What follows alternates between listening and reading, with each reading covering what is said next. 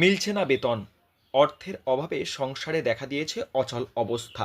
অথচ নিজেদের দায়িত্ব পালনে অনড় ওরা। নিজেদের দুঃখ দুর্দশার কথা জানাতে গিয়ে চোখের কোণ চিকচিক করে গড়িয়ে পড়ল জল। বুকে এক রাশ যন্ত্রণা নিয়ে স্বাস্থ্যকর্মীর পোশাক গায়ে চাপিয়ে হাতে লিফলেট পেন খাতা নিয়ে মানুষকে সচেতন করছে ওরা। স্বাস্থ্য বিভাগের নির্দেশ মতো শহরবাসীকে সুস্থ রাখতে নিশ্চিত্র অভিযান ওদের, আর নিজেরাই সমস্যায় জর্জরিত। দায়িত্বের সঙ্গে কাজ করেও সংসারে অচল অবস্থা। দেখুন, আমরা যে কাজটা আমাদের মতন করেই যাব, আমরা আমাদের কাজটা আমরা বন্ধ করব না। আমরা যেমনভাবে কাজ করছি সেরকমভাবেই আমরা কাজ করব, কারণ আমাদেরও কিছু ডিউটি দরকার আছে। আমাদের নিজেদের পাড়া নিজেদের জায়গা যাতে ভালো থাকুক সুস্থ থাকুক সেই চেষ্টা আমরা অবশ্যই করব। কাজ বন্ধ করিনি, বন্ধ করব না, কিন্তু আমাদের যে পারিশ্রমিক সেটাও আমাদের দাবি রয়েছে, সেটা আমাদের ফিরিয়ে দেওয়া হোক। এটা আমরা তো বুঝতে পারছি না, সেটাই তো আমরা জানতে চাইছি যে আমাদের কেন মাইনে আটকাচ্ছে, এরকমভাবে কতদিন আমরা চালাবো। আমরা আমাদের কাজ এখনো বলছি যে আমরা কোনো কাজ বন্ধ করব না, আমরা আমাদের ডিউটি পালন করব, অবশ্যই করব, এটা আমাদের ডিউটি। কিন্তু আমাদের পারিশ্রমিকটা যেন আমরা ঠিকঠাক মতন পাই, তার ব্যবস্থা যদি আমাদেরকে দিদি করেন সেটা আমরা খুব উপকারিত হয়। হ্যাঁ, আমরা 4-5 মাস রানিং চলছে, আমরা মাইনে পাচ্ছি না এখনো পর্যন্ত।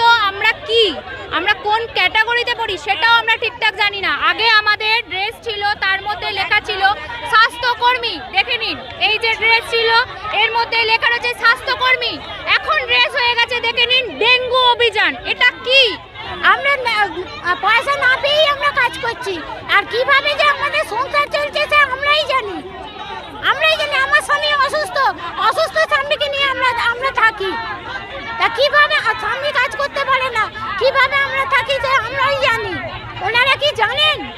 কতদিন টাকা পাচ্ছেন? 5 মাসের মাইনে, এইটা নিয়ে 5 মাসের মাইনে হলো এই মাস নিয়ে। আমাদের মাইনে বাড়া ছিল 5,700 টাকা ছিল, সেখান থেকে নেবে 4,500 টাকা হলো। কেন হলো? সামান্য বেতনের চাকরি, পর কয়েক মাস বেতন না পেয়ে চরম অস্বস্তিতে হাওড়া পুরসভার অস্থায়ী স্বাস্থ্যকর্মীরা। এমন সমস্যা এই প্রথম নয়, 10-12 বছর কর্মজীবনে একাধিকবার এমন সমস্যার সম্মুখীন হয়েছেন তারা। ডেঙ্গু সচেতন সহ একাধিক কাজের দায়িত্ব তাদের কাঁধে, অথচ তাদের নির্দিষ্ট কোনো পরিচয় নেই। আবার গত কয়েক মাস মাইনের টাকা হাতে পাচ্ছে কম, সব মিলিয়ে দারুণ সমস্যা বেড়েছে। খুবই কষ্টে সংসার চলছে।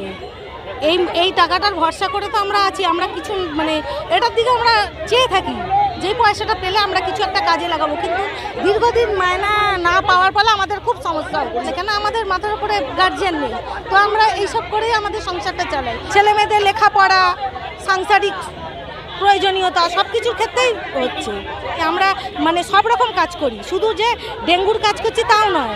আমরা নর্দমা পরিষ্কার করছি তাদের সঙ্গে ঘুরছি, বাড়ি বাড়ি ময়লা নিচ্ছে তার সঙ্গে ঘুরছি।